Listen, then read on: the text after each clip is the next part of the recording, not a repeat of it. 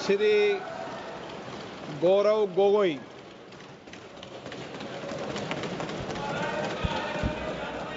आदरणीय अध्यक्ष महोदय, पहले तो मैं आपका संरक्षण चाहता हूं।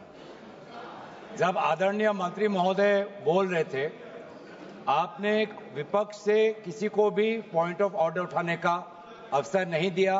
मंत्री महोदय बिना किसी पॉइंट ऑफ ऑर्डर के बिना उन्होंने अपनी बात रखी। वही संरक्षण आप मुझे दे, मैं वही अपेक्षा करता हूं। मंत्री महोदय ने अपनी पूरी बात रखी, आपने उनको कुछ नहीं कहा। उन्होंने राजनीतिक आरोप लगाए, उन्होंने हाउस को मिसलीड किया, आपने सुना। वही संरक्षण। एक बात है गौरव जी, आप हमेशा सदन पर ये कैसे आरोप लगा सकते हैं कि आपने उनको कुछ नहीं कहा? मैंने फिर कहा आपको, इस सदन में, प्लीज बैठिए, इस सदन में संसदीय व्यवस्था के अनुसार सबको समय आवंटित होता है। आवंटित दल का माननीय सदस्य अपनी बात रख सकता है। जब मैंने व्यवस्था दे दी कि कोई माननीय सदस्य बोलेगा, उसके बीच में आज शून्यकाल पॉइंट ऑफ ऑर्डर नहीं दिया जाएगा तो नहीं दिया जाएगा। माननीय गौरव गोगोई। अध्यक्ष देखिए, शुरू हो गया सर। आप दे रहे अनुमति, आप अनुमति दे रहे हैं सर। आपने हमें अनुमति दी, आपने अनुमति दी हमें। एक मिनट बैठिए। हमारे सर, इन्होंने हम शांति से सुनेंगे। अरे सुनो ना, ये अपना भाषण देने से पहले इन्होंने मिसलीड किया बोला। आप सर, ये कोई तरीका? सर एक मिनट बैठिए। माननीय मंत्री जी, नहीं, एक मिनट बैठिए।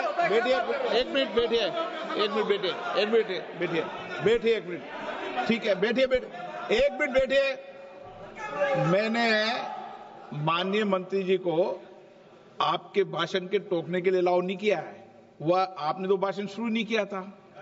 नहीं शुरू करने वाले थे, वह दूसरे विषय पर अपनी बात करना चाहते। आपके भाषण को नहीं काट रहे आप। नहीं, आपके भाषण को, वो तो अपनी बात कोई दूसरे विषय पर रखना चाहते हैं। मेरा सर इतना कहना है कि हम लोग शांति से बैठ के सुनेंगे। चर्चा का पूरा टाइम तय हो चुके हैं, हम लोग नोट करेंगे, सबका बात सुनेंगे। मेरा सिर्फ इतना ही अनुरोध है कि जैसे कि माननीय सदस्य कहेंगे कि मैंने मिसलीड किया, तो कौन सा पॉइंट मिसलीड किया वो बता दे। ऐसे आप आरोप ना लगाए, मेरा यही कहना है। आप तर्क बताइए कहां मिसलीड हुआ पॉइंट। अध्यक्ष महोदय, जो इन्होंने 2013 यूपीए गवर्नमेंट के संदर्भ में कहा, पूरा का पूरा मिसलीडिंग है, झूठ है। और हम डिमांड करते हैं कि वो ऑथेंटिकेट करें। इसीलिए बार बार इन्होंने आरोप लगाए, बार बार इन्होंने भ्रम फैलाया। आप, इसीलिए हम भी अपनी बात रखेंगे। कृपया आप भी सुनने का धैर्य रखिए। अध्यक्ष महोदय, मेरा भी सौभाग्य है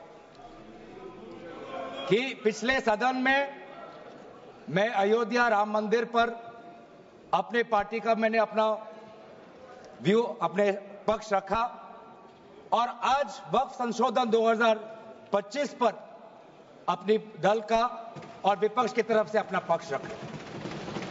और अयोध्या राम मंदिर में भी और आज के वक्फ के संशोधन में भी मेरा एक ही मार्गदर्शक है, वो है भारत का संविधान। भारत का संविधान जो कहता है कि हमारा भारत में हर व्यक्ति को सामाजिक, आर्थिक और राजनीतिक न्याय, विचार, अभिव्यक्ति, विश्वास, धर्म और उपासना की स्वतंत्रता, और साथ साथ में यह कहता है कि व्यक्ति की गरिमा और राष्ट्र की अखंडता सुनिश्चित करने वाली बंधुता। ये बिल आज इस संविधान के इस जो मूल जो ढांचा है उस पर आक्रमण है, और इनकी जो पूरा जो भाषण था वो हमारे संविधान के इस मौलिक अधिकार पर, हमारे संघीय ढांचे पर एक आक्रमण था। आज इस सरकार का इस बिल के द्वारा 4 इनके मूल उद्देश्य हैं। पहला मूल उद्देश्य है कि संविधान को कमजोर करना, टू डाइल्यूट द कॉन्स्टिट्यूशन। इनका दूसरा उद्देश्य है भ्रम फैलाना, to defame the minority communities of India. इनका तीसरा उद्देश्य है to divide the Indian society. हमेशा एक हमारे बीच में एक लिटिगेशन चलता रहे, मसला और बढ़ता जाए, ये उनका उद्देश्य है। और चौथा इनका उद्देश्य डाइल्यूट, डिफेम, डिवाइड, और चौथा इनका उद्देश्य है to disenfranchise the minority communities. आज माइनॉरिटी कम्युनिटीज के प्रति अपनी संवेदना जता रहे हैं। सर, कुछ हफ्ते पहले देश में विभिन्न जगहों में लोगों ने ईद की शुभकामनाएं एक दूसरे को दी, और क्या आपको पता है कहां इनकी डबल इंजन की सरकार ने लोगों को रास्ते पे ईद का नमाज भी पढ़ने नहीं दिया। और ये बात करेंगे आप अल्पसंख्यकों के प्रति अपनी संवेदना जताते हैं। मैं पूछना चाहता हूं कि आपके लोकसभा में कितने एमपीज अल्पसंख्यक हैं? पहले उसका विवरण दीजिए और फिर हमें बताइए कि आपके दिल में कितना संवेदना है।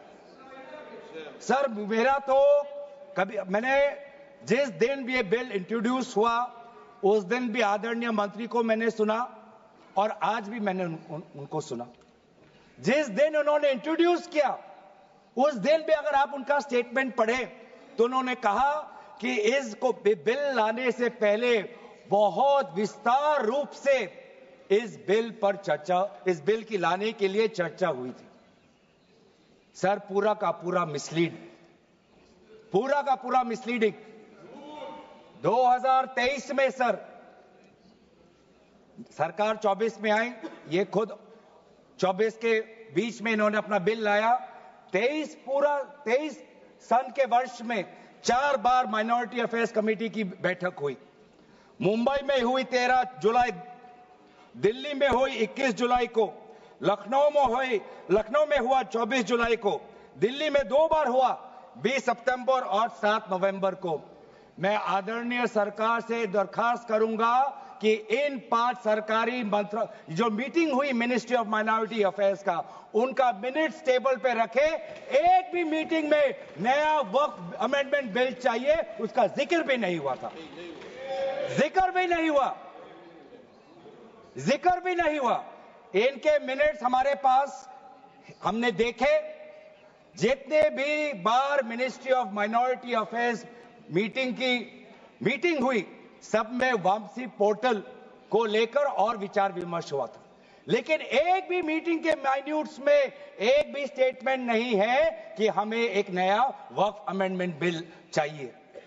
तो मैं तो यही पूछना चाहता हूं कि अगर नवंबर 2023 तक मिनिस्ट्री ऑफ माइनॉरिटी अफेयर्स ने यह वाजे भी नहीं समझा कि नया एक बिल लाने की जरूरत है, मैं तो बस इतना ही पूछना चाहूंगा कि ये bill ministry of minority affairs ने बनाया या किसी और दूसरे विभाग ने बनाया? कहां से आया ये बिल? कहां से आया? सर, ये बात करते हैं कि ये संविधान के पक्ष में है। किस प्रकार से ये संविधान के विरोध में है सर, मैं बताना चाहूंगा। आर्टिकल, इसका जो क्लॉज 3RA है और 3R1 है। इसका 3RA क्या है सर? 3RA ये कहता है any person showing or demonstrating that he is practicing Islam. देखिए सर, आज देश में अल्पसंख्यकों की ऐसी दशा हो गई कि आज सरकार को अपना धर्म का सर्टिफिकेट देना पड़ेगा। कितने दुख की बात है कि भारत, क्या बात कर रहे हो, हिंदू थोड़ी है। भारत एक सनातन धर्म का एक देश, 7000 पुराना, उससे भी पुराना ये देश, जिसमें हर धर्म और हर संस्कृति, हर परंपरा को हम सम्मान करते हैं। आज सरकार को ये हमें सर्टिफिकेट देना पड़ेगा कि हम किस धर्म को हम विश्वास रखते हैं। क्या ये दूसरे धर्मों से इस प्रकार का सर्टिफिकेट मांगेंगे कि आपका 5 साल हुआ या नहीं हुआ? ये सिर्फ इसी बिल में क्यों? ये संविधान के विरोध में नहीं है? ये आर्टिकल 26 के विरोध में नहीं है?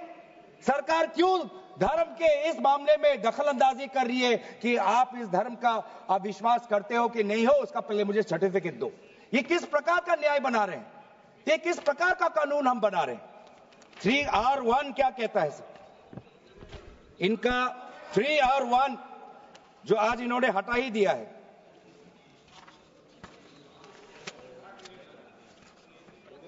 R1 कहता है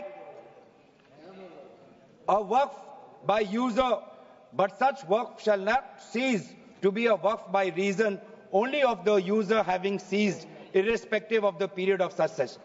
ये इसके हटाने की क्या जरूरत थी सर? ये हमारा बार बार विभिन्न जजमेंट के द्वारा ये पूरा वक्फ बाय यूजर और इसके बारे में विभिन्न जजमेंट आए सर। दिस एक जजमेंट पढ़ना चाहूंगा। M Siddique, Ram Janmabhoomi, Muslim law does not require an express declaration of a waqf in every case. The dedication resulting in a waqf may also be reasonably inferred from the facts and circumstances of a case or from the conduct of the waqif.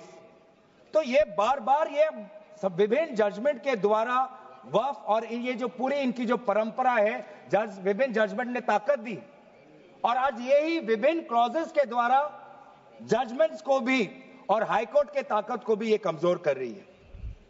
Sir पहले वक्फ क्या है ये भी हमें समझना चाहिए। Waqf means the permanent dedication by any person of any movable or immovable property for any purpose recognised by the Muslim law as pious, religious, charitable. Sir आज ये क्या कहना चाहते हैं कि वही व्यक्ति जो प्रैक्टिसिंग इस्लाम कर रहा है 5 साल के लिए वही आ सकता है, जो इनका 3RA है और जो सेक्शन 104 था। आज इन्होंने सेक्शन 104 हटाने के पक्ष में कहा, लेकिन सेक्शन 104 यही कहता है कि कोई भी व्यक्ति वक्फ कर सकता है। तो यही तो हमारा सेक्युलर नेचर है कि कोई भी व्यक्ति अब वक्फ कर सकता है। अब ये जो अधिकार है एक व्यक्ति का, आप उस अधिकार को आप क्यों छीन रहे हो? सिर्फ ऑप्टिक्स सर, इनको बाहर दिखाना है कि हम ये बहुत बड़ा काम कर रहे हैं। क्या इन्होंने कहा कि क्लॉज 9C में ये कहते हैं कि 2 महिला को हम ये इंक्लूजन कर रहे हैं? ये पहले भी था सर। अगर आप 1995 एक्ट पढ़े तो ये पहले भी था, उसमें ये भी था कि 2 से ज्यादा सदस्य महिला हो सकती थी। इन्होंने तो 2 पे ही कैप कर दिया। ये पहले से ही था, ये सिर्फ दिखावा। और इनका 3R4 में जो ये विशेष रूप से विडो, डिवोर्स वुमन और ऑर्फन की बात करते हैं, ये पहले भी था सर। ये पहले भी जो 3R है जिसमें वेलफेयर की उल्लेख है, उस वेलफेयर एंड अदर पर्पसेस में window, divorce woman and orphan पहले से ही उसमें समा जाता है।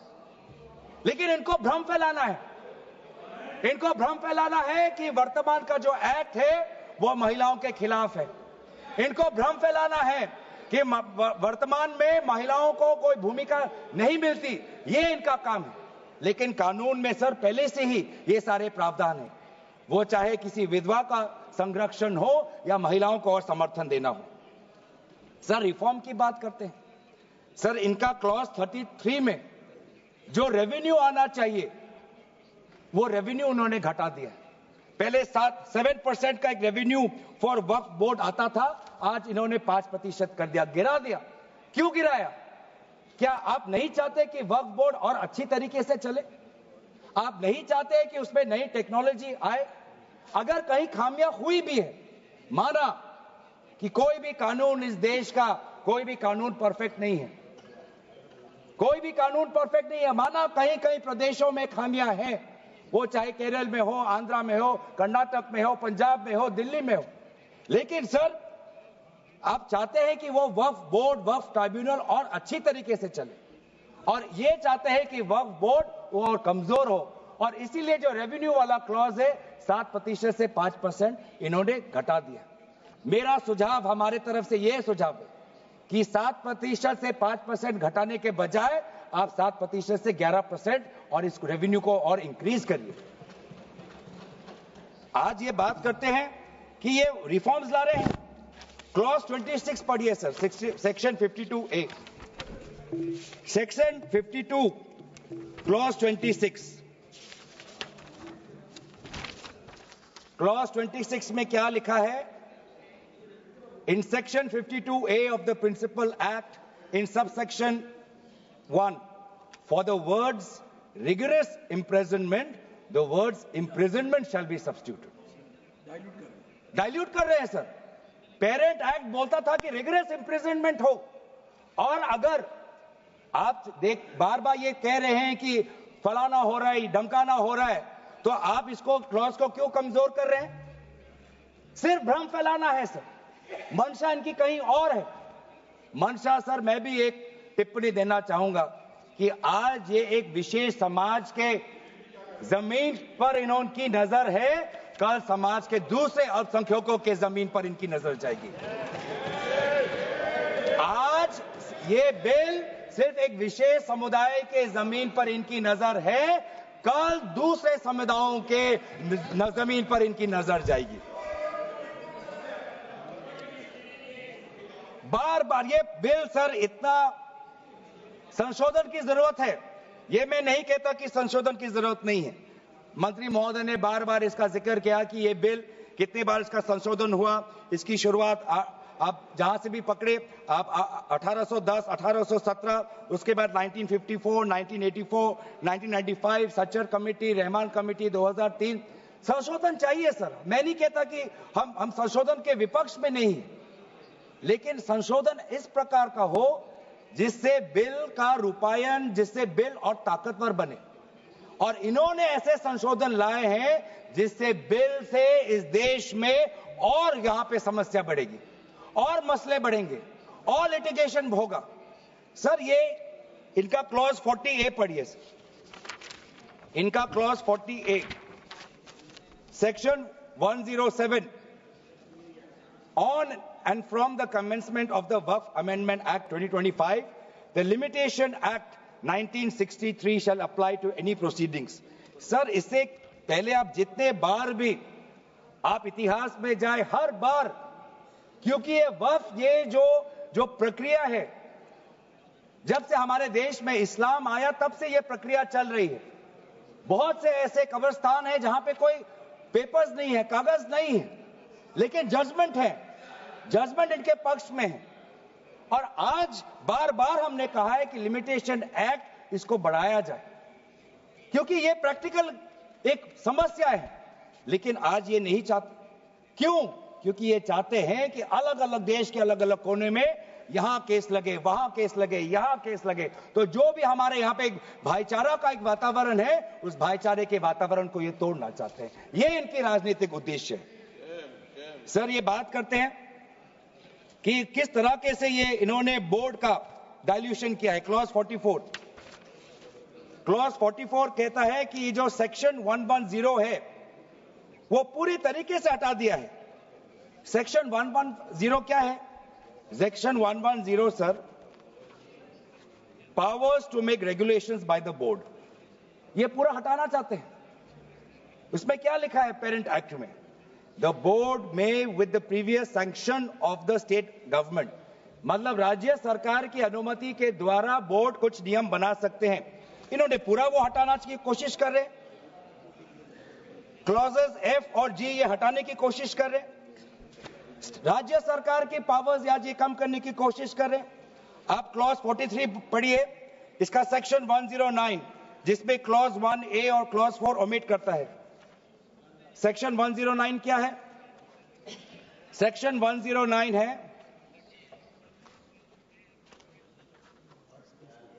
Power to make rules, the power of the state government to make rules. इसमें भी आप ये कटौती लाने की कोशिश कर रहे हैं। क्लॉज 1A, क्लॉज 1A क्या कहता है?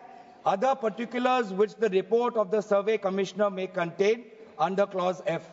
इसमें स्टेट गवर्नमेंट सर्वे कमिश्नर के पक्ष में कुछ नियम बना सकता है, वो पावर आप हटा रहे हैं। Clause 4, the manner of election of members of the board by means of a single vote. आप ये हटा रहे हैं, इलेक्शन की प्रक्रिया आप हटाना चाहते हैं और आप रिफॉर्म की बात करते हैं। सर आप ये देखिए 83(9), आज बार बार ये एक भ्रम फैलाया जा रहा है कि हाईकोर्ट का कोई भूमिका नहीं है। एक भ्रम फैलाया जा रहा है कि जो वक्फ का जो ये एक ट्राइब्यूनल का जो ऑर्डर आता है वही है, उसके बाद हाईकोर्ट पावरलेस है। ऐसी बात नहीं है। आप पेरेंट एक्ट पढ़िए, आप पेरेंट एक्ट में अगर सेक्शन 83 पढ़ेंगे, पेरेंट एक्ट में सेक्शन 83(9), उसके बाद क्या लिखा गया है? Provided that a high court में on its own motion or on the application of the board or any person aggrieved call for and examine the records relating to any dispute and may confirm or reverse the decision. ये power high court में parent act में है ही 2013 के संशोधन के बाद। तो क्यों बार बार आप ऐसा एक भ्रम फैला रहे हैं कि हाई कोर्ट का कोई रोल नहीं है? अगर कहीं अन्याय हुआ है, अगर कहीं अन्याय हुआ है, चाहे दक्षिण में हो, उत्तर में हो, उत्तर पूर्वांचल में हो, पश्चिम में हो, तो सेंट्रल गवर्नमेंट के पास वो पावर्स हैं। सेंट्रल गवर्नमेंट के पास under section 97 of the parent act आपके पास पावर है कि कहीं अगर नाइंसाफी हो तो आपके पास सेक्शन 97 के द्वारा आप स्टेट बोर्ड को आप डायरेक्शन दे सकते हो। मैं पढ़ूं 97।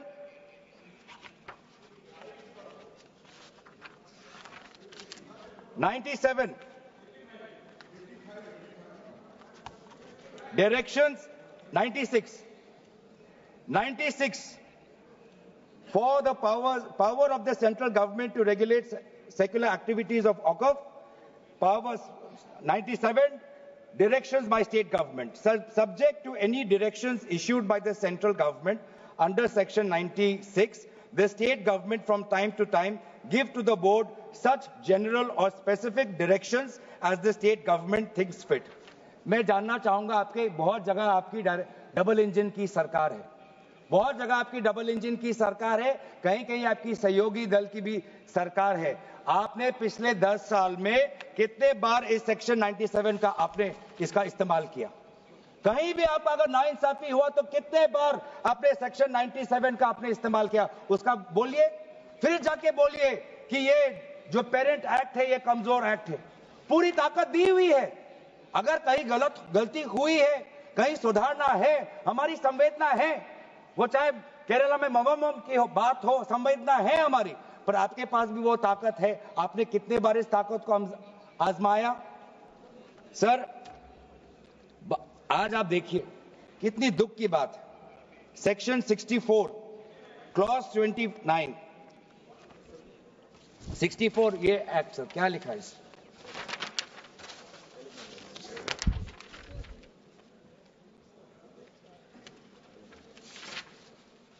इसमें क्या लिखा है? न्यू एक्ट में section clause number 29L, clause number 29L में लिखा है कि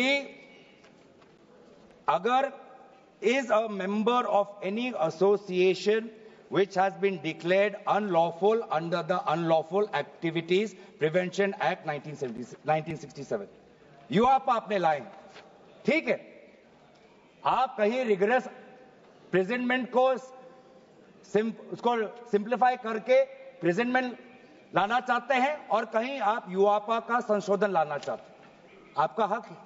आप बस हमें इतना बताएं कि और कौन से स्टेट बोर्ड या और कौन से धार्मिक बोर्ड में आपने ये यूआपा का प्रोविजन आप लाने वाले हैं, या सिर्फ ये इसी बिल में है, या सिर्फ इसी बिल में है, या दूसरे में भी जो चैरिटेबल एक्ट्स हैं विभिन्न धर्मों के, विभिन्न स्टेट्स के, क्या उसमें भी यूआपा एक्ट आएगा या सिर्फ इसमें? क्या संदेश देना चाहते हैं? किस कौम को आप भ्रमित करना चाहते हैं?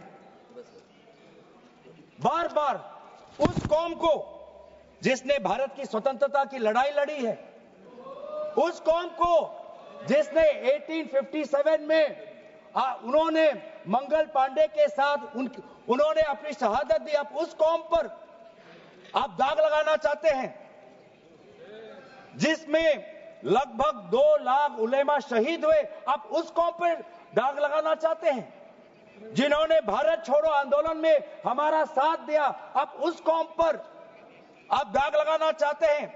जिन्होंने 6 अप्रैल 1930 में दांडी मार्च का सपोर्ट किया, अब उस कौम पर आप दाग लगाना चाहते हैं। जिन्होंने 1926 में ब्रिटिश के डिवाइड एंड रूल को खंडन किया, अब उस कौम पर आप दाग लगाना चाहते हैं।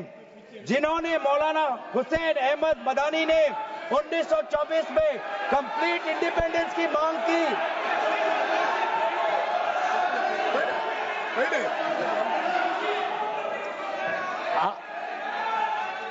जब आप लोग भारत छोड़ो आंदोलन का समर्थन नहीं कर रहे थे, उस कौम ने भारत छोड़ो आंदोलन का समर्थन किया। जब आप लोग अंग्रेजों को मर्सी पिटीशन लिख रहे थे, वो माल्टा में 3 साल और इजिप्ट में उन्होंने शहादत दी। आप किस कौम पर दाग लगाना चाहते हो?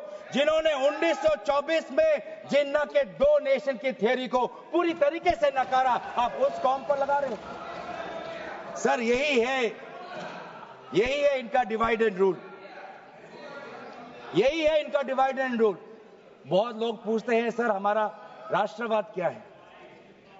सर हमारा राष्ट्रवाद, nationalism for us is being United in our shared love for our Bharat Mata and the mutual respect for her culture, language, dress, food and religion.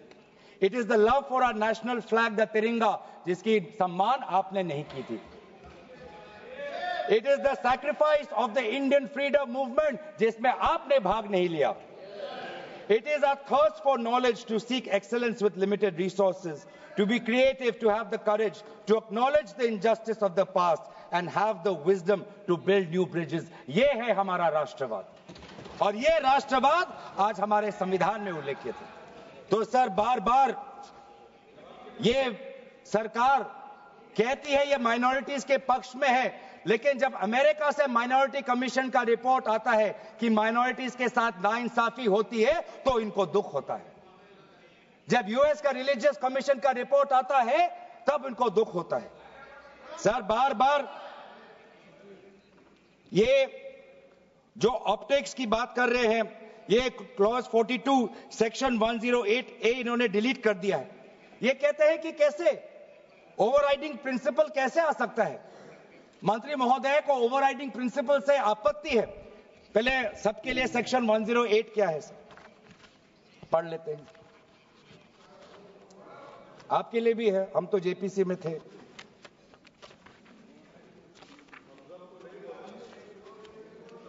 और सर जेपीसी में भी सर दुख की बात करनी पड़ेगी सर कि जेपीसी में ये कहते हैं कि सबका इन्होंने राय सुना, लेकिन आपको भी पता है विपक्ष के द्वारा एक भी संशोधन को इन्होंने स्वीकार नहीं किया. ये किस प्रकार का? हमने भी बहुत से जेपीसी देखे हैं सर, ऐसा जेपीसी नहीं देखा जहां पर क्लॉज बाय क्लॉज डिस्कशन भी नहीं हुआ सर. पूरी तरीके से वोटिंग हो गई. एक मिनट माननीय सदस्य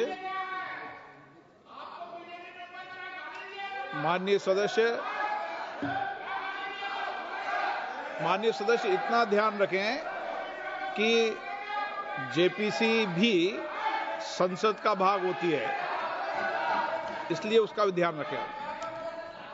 सर इन्होंने जेपीसी की बात की. अगर इन्होंने ये नहीं करते कि जेपीसी में बहुत विस्तार रूप से चर्चा हुआ तो मैं भी नहीं करता. इन्होंने उल्लेख किया इसलिए मैं करना चाहता हूं. इन्होंने उल्लेख किया कि बहुत से लोग आए जेपीसी में. सर ऐसे भी लोग आए जिनको वक्फ को लेकर उनका कोई जानकारी भी नहीं थी, कोई जानकारी नहीं थी सर. ऐसे भी आए सर. जेपीसी के मुद्दे हम बार बार हमने स्पीकर को चिट्ठी के द्वारा अवगत किया है, इसलिए हम उठा रहे हैं सर. इसमें 108A ये हटाना चाहते हैं जिसमें power to have overriding effect. लेकिन ये जो प्रिंसिपल है ओवरराइडिंग का सर, ये आज भी विभिन्न स्टेट एक्ट्स में ये है. तेलंगाना के एक्ट में आज भी ओवरराइडिंग प्रिंसिपल है. तमिलनाडु के एक्ट में आज भी ये ओवरराइडिंग प्रिंसिपल है. आज भी आरटीआई एक्ट में इंफॉर्मेशन टेक्नोलॉजी एक्ट में 2000 में नालसा जैसे यूनिवर्सिटी में ये ओवरराइडिंग प्रिंसिपल है। तो इसीलिए आपको सिर्फ यहां पर आपको ओवरराइडिंग प्रिंसिपल से आपको मुश्किल है, लेकिन जो दूसरे एक्ट्स में जो ओवरराइडिंग प्रिंसिपल है सेक्शन 108A के द्वारा सिमिलर प्रोविजंस है, उसमें आपको तकलीफ नहीं है। सर मैं भी अपने जैसे इन्होंने हमारे कुछ दोस्तों को सलाह दी, मैं भी इनके कुछ दोस्तों को सलाह देना चाहता हूं। सर क्लॉज 40A सेक्शन 107 जो लिमिटेशन एक्ट जो हटाया गया है, सर आंध्र प्रदेश के एक्ट में ये लिमिटेशन एक्ट ऐसा ही एक लॉ है जैसे पेरेंट एक्ट में है। तो मैं भी इनके आंध्र प्रदेश के सदस्यों को मैं कहना चाहता हूं कि जो प्रोविजन आपके आंध्र प्रदेश के एक्ट में है, आज वैसे प्रोविजन ये सरकार हटाने वाली है। आपको भी बाद में आंध्र प्रदेश में अपनी जनता को उत्तर देना पड़ेगा। तेलंगाना और तमिलनाडु में हमने बात रखी है सर, तो मैं बार बार मैं कहना चाहूंगा सर, हमें संशोधन से कोई हमें परे नहीं है, लेकिन संशोधन ऐसा हो जो हमें मदद करे। आज डिजिटाइजेशन की बात करते हैं। आज से 15 वर्ष पहले वामिस एक डिजिटल पोर्टल हमने खोल दिया है। अब ये देखिए सर सरकार की कैसी ये इनकी काम है। डिजिटाइजेशन फिलहाल अभी चल रहा है, डिजिटाइजेशन हो रहा है, पर माना कि डिजिटाइजेशन वामिस में कुछ खामियां हैं, उसको वामसी में, तो आप उसको ठीक करिए। आप 10 साल से क्या कर रहे थे? आप 10 साल से आप वामसी क्यों ठीक नहीं कर पा रहे? आप वो काम तो नहीं कर पा रहे, अब आप एक दूसरा नियम बना रहे हैं कि दोबारा आप एक नए पोर्टल पे अपने रिकॉर्ड्स आप अपलोड करिए। सर कितने बार हम इस सरकार को अपना कागज दिखाएं? वामसी का अगर इनका काम अधूरा है तो उसको ये काम संपूर्ण करे। अब लेकिन नहीं, इनका काम उद्देश्य यही है कि देश में मसला और बढ़े, और इसलिए आज इस बिल के विरोध में है। ये बिल हमारे देश की अखंडता, ये बिल हमारे संवैधानिक मूल्य, ये देश हमारे अल्पसंख्यकों की सम्मान, ये देश हमारे अमन शांति और सदन और जेपीसी में जिस प्रकार से विचार होना चाहिए था उस सब के विरोध में है। और इसलिए आज पूरा इंडिया अलायंस आज इस बिल के विपक्ष में खड़ा हुआ है। और यही बात कहते हुए मैं अपनी वाणी को समाप्त देता हूं। धन्यवाद, शुक्रिया। श्री